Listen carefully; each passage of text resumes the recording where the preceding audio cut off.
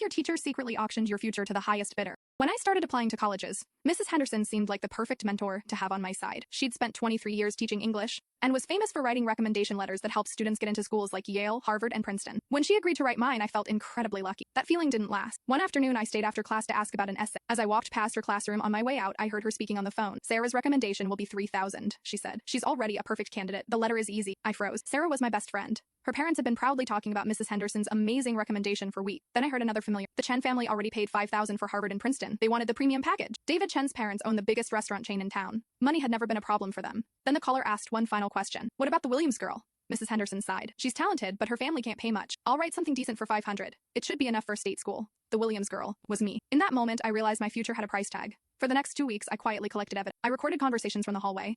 I photographed parents slipping envelopes on her desk. I even watched meetings at nearby coffee shops where cash quietly changed hands before recommendation deadline. The hardest part was admitting she really was an incredible teacher. She inspired students. She cared about education. But she believed wealthy families deserved stronger opportunities than everyone else. Everything finally came together during parent-teacher conference. I watched David's father hand her a thick envelope. Then Sarah's mother arrived carrying a checkbook. Finally, my own mother walked in with nothing except hope. I know you'll write her the recommendation she deserved, Mom said.